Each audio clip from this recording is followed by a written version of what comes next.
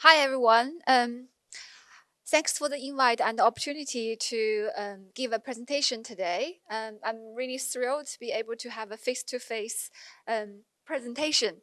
So, as Michael just introduced, I'm a visiting scholar here this year. A little bit about myself. I'm also a discipline lead and senior lecturer at the University of Canberra, co-founder of Cross Cultural Design Lab. So today, my presentation is kind of like a reflection about my design journey of all the interdisciplinary research and the practice I've been doing in design, sustainability, healthcare, and well-being. So through various collaboration and project with my amazing team members, we achieved a positive social impact and trying to contribute to circular economy, also trying to achieve the sustainable development goals. For the end of the presentation, I hope have the chance to talk with you and to see whether there's the opportunity for collaboration in the COVID world or even post-pandemic world. As a designer, I believe we are living with complexity, uncertainty, and what I'm trying to do is using cross-disciplinary and interdisciplinary approach to redefine the wicked problems we are facing. When I was prepared for today's presentation, I found some really old files. So I just came across this phonics project I did a while ago with my colleagues back in University of Arts London, and I'd like to show you first because I think it's really reflects what we are experiencing at the moment. So the project is an interactive installation, which is about how to explore the interface between human body, emotion, and social distancing. So as you can see, the images are generated by processing and also through the media of the music, the sound, trying to find the various reaction in terms of the user, the viewers from the distance to the two mannequins, as you can see. And it's the pattern change, music changes, all accordingly. Okay, so that's just one small practice work I did a while ago. And go back to what we are talking about today, design and sustainability. Before I jump into various projects for that topic, I just want to quickly go through what is design and design thinking. So I think no matter how things changed, there are some core fundamental things still stays in design and design education. So if we look back, the first person who brought up this idea, design as a way of thinking, is Herbert Simon. That's what back in 1969. And then later we got Nigel Cross, who actually was the first one who said that we should have a design thinking integrated in our education system. So, and he published a book called The Designerly Way of Knowing. And in terms of service design thinking, there were a lot of things around the design thinking because when I work with people from different disciplines, I got this kind of feedback, say, people think design thinking is a buzzword, but actually not many people actually understand what it is. And to me, when I conduct the collaboration, there are some kind of core value we are applying to different projects. That's in terms of design thinking, there are 5 different categories. So the first one is user-centered. And the next is co-creative, sequencing, evidencing, and a holistic way.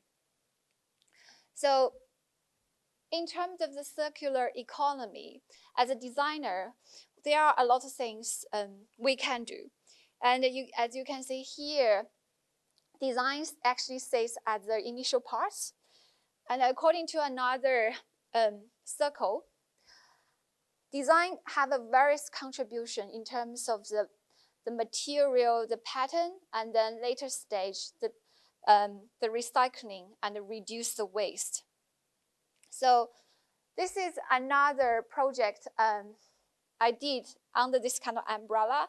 But when I started, I wasn't even really thinking of this kind of angle, but did it anyway because I was, as a fashion designer, I was interested just to understand the different materials, because a lot of people have this kind of concept about the cotton, which is a good material, but however, there are a lot of like replacement can be used to replace cotton, which is more environment friendly. So I started the project just trying to explore how can we use different like printing and also material to generate the same kind of the patterns. So for this one, I created like the pattern as normal for textile design, but instead I developed this interaction, like it's a playful process to engage people in the process of making.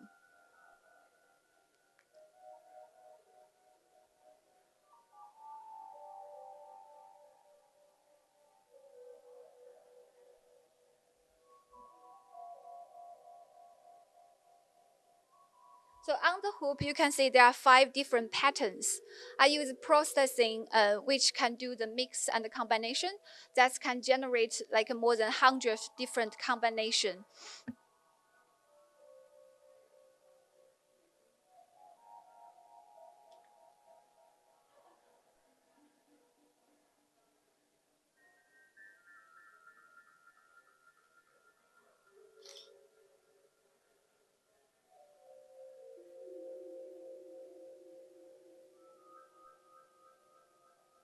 And on the wall, there was just a different material itself, which has different pattern to show people demonstrate the quality of the material and the texture itself.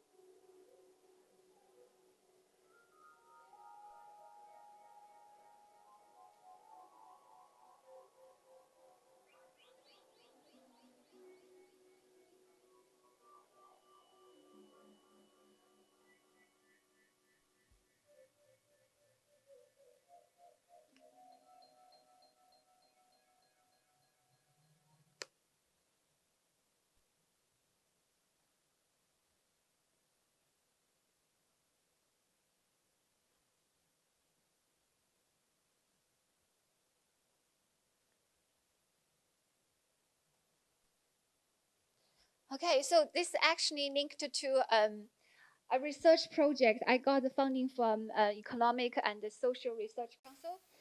It's a collaboration between UL and the University of Arts London called eSize. So for the project, we were trying to use 3D body scanning to generate low-cost image, which will be fed into the fashion e-commerce. The users can really they don't have to go to this kind of expensive 3D body scanner, but use the low-cost webcam to generate their own size system and try to match the garment data on the e-platform. So this one is trying to reduce the waste and also reduce the high return rate for the fashion e-commerce in the British fashion market. And on the screen is just one of the symposium we did back in 2015. So the next stage, for me, in terms of sustainable design, I was trying to build this kind of platform for my Master of Design students. So as you can see, in terms of curriculum, we have a service design as one of the core units there. And it's a new program we have in the University of Canberra. Last year, I bring a group of master students trying to work towards try to achieve the UN Sustainable development goals, and the student got the freedom to choose like which category they want to really tackle and to redefine the wicked problem, the issues we are facing together. So it's also a new way of trying for me, because I was really trying to like have them in terms to bridge the gap, but also build the student confidence to take the responsibility in our society. So we also published a paper with two of my lovely Master of Design students on this topic, service design thinking for social good. So we have a various design prototype generated at the end. The one you can see probably is too small to read. It's about how to rethink the recycling habits we have in Australia. And even though we think, oh, there are a lot of things out there we can use, but there is always a gap. Like especially if we look into the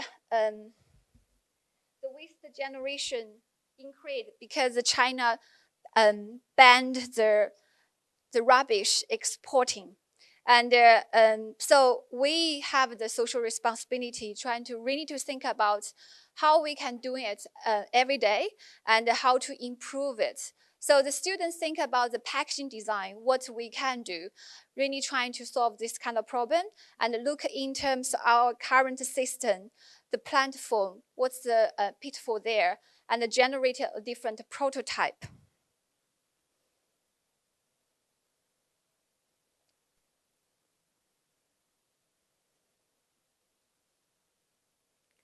Okay, so this is another project which is ongoing. It's about how to use deep learning to understand the different patterns in the embroidery design. It's between the Chinese Southwest University and the University of Canberra.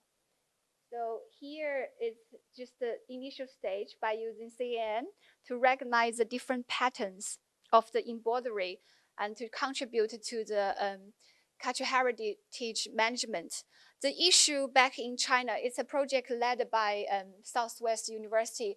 The issue back in China is there are a lot of like old embroidery pieces in the market. However, the government trying to protect them, but cannot prevent it's being sold in the black market. And a lot of things needs to be done in terms of classification and management. So we were hoping by using the deep learning, which can contribute and to help the management system for the cultural heritage management. Okay. So the next section is the design, health, and well-being. Before I'm going to talk about my own project, I just want to quickly share a story. So it's a story about how to make a bed. It's actually a story written by Bruce Archer, who was recommended to need a project to design the hospital bed back in 1961. So he received funding to do this, and he quickly organized a small multidisciplinary team. And after a year, he managed to identify 4 different research problems that they can tackle, one including to create a standard, a bed for hospital. However, when he presented his report to the funding body, according to him, they hated it. They expected beautifully presented designs for funny-looking cutlery for hospital patients to use in bed. That was what art school did.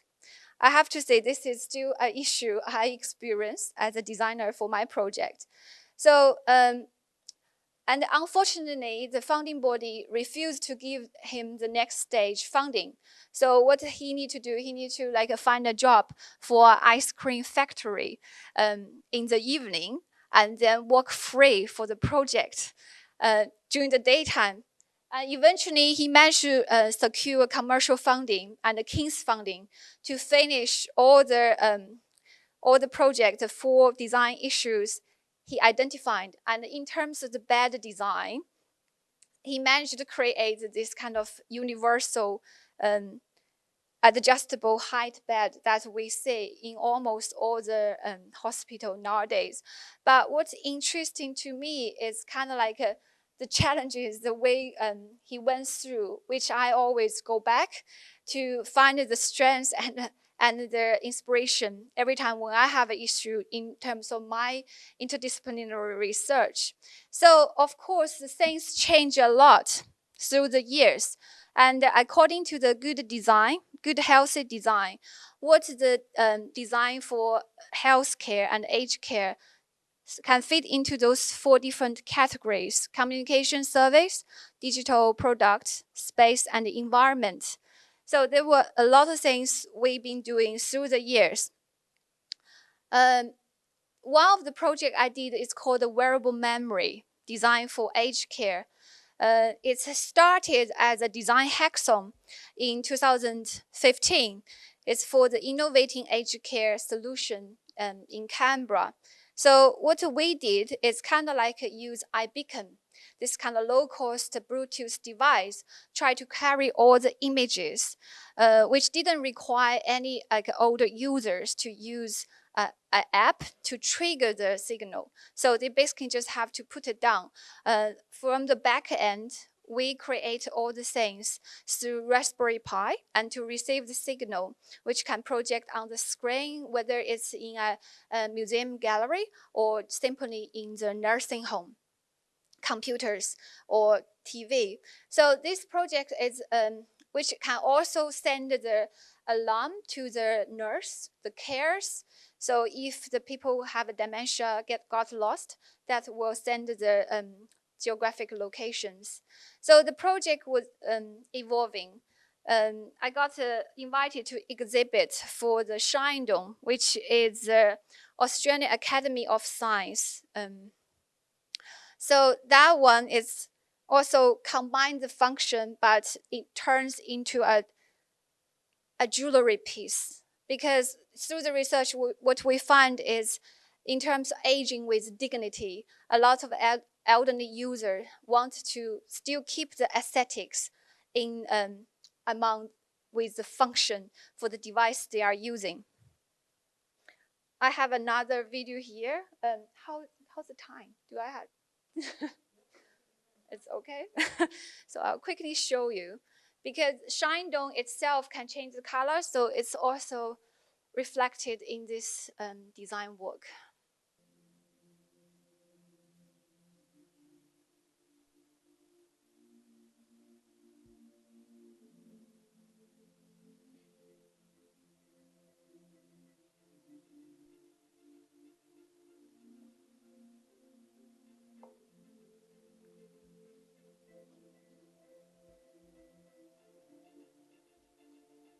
So there is a sensor implanted to the device, which can trace the heartbeat as well.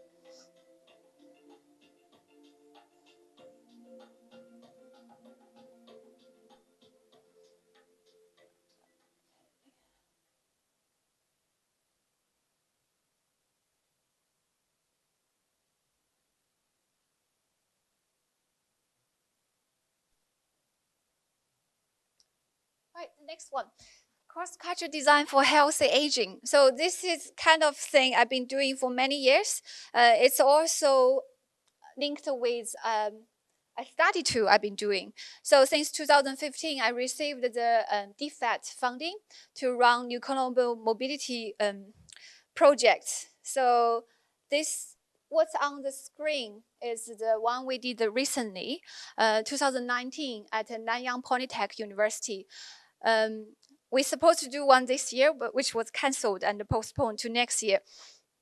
And each year, the students give different design briefs to work around the topic of cross-cultural design for healthy aging. So the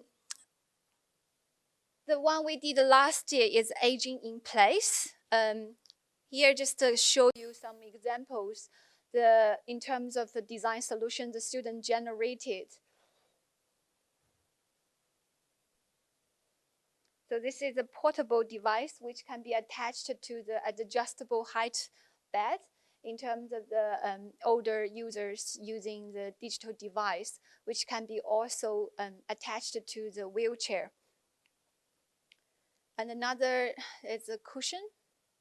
What's interesting about this one is we actually work with different aged care facilitator.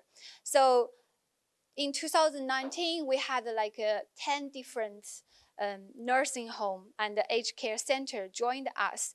And we had 10 different group of students. They went to different locations to go through the design process, have the empathize stage trying to redefine the issue, the problems they have at a various location, and then they generate different solutions based on what they find. And there's another one is the garden in the valley, which is the concept to bring. What's interesting in Singapore is like they have a limited space, but I have to say the facilities they create are really good.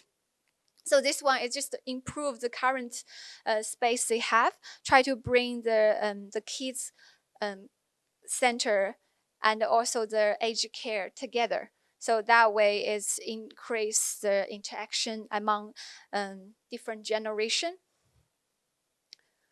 And based on what we've been doing, I published a book called Cross-Cultural Design, which is a bilingual. And this year, I just did this one, co-edited the book with my colleagues called the Cross-Cultural Design for Healthy Aging, if you are interested to find more about it.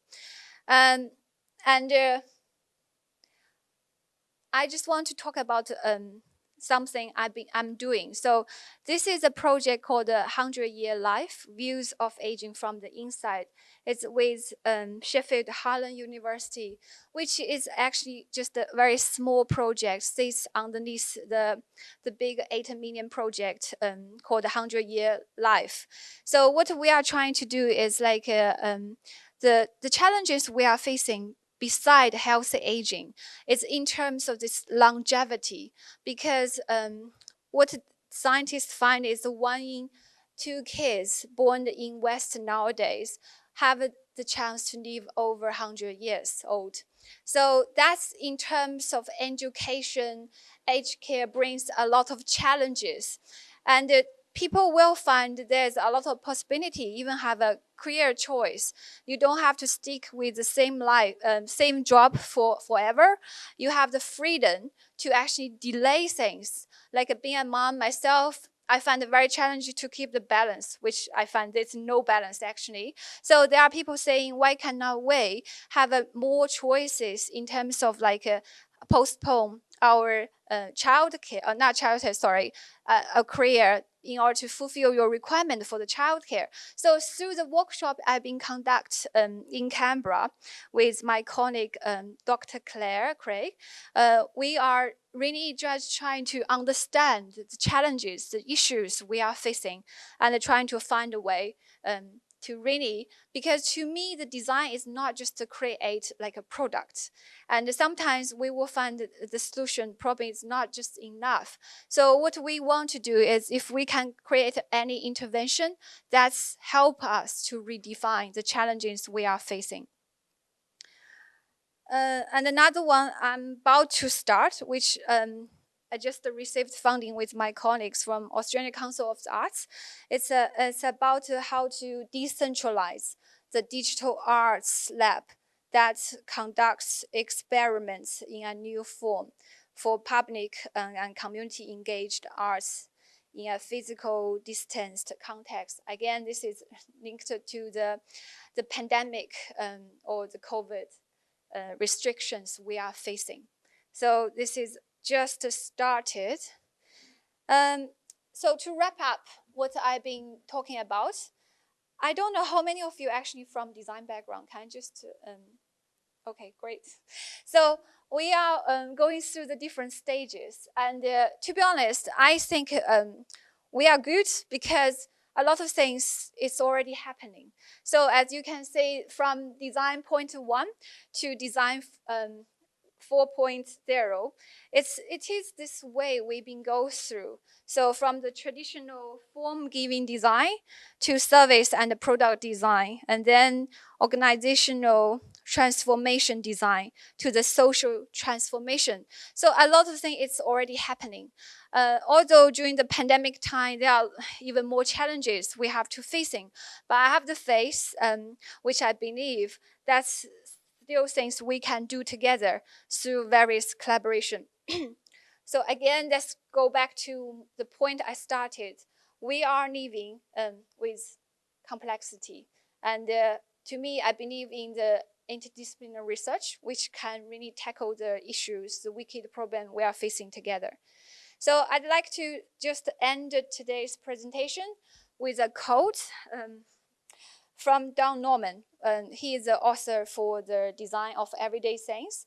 That's his most popular book, but he also wrote another book called Living with Complexity. So complexity is the reality of the world, but it's also a new starting point of design and opportunity for us.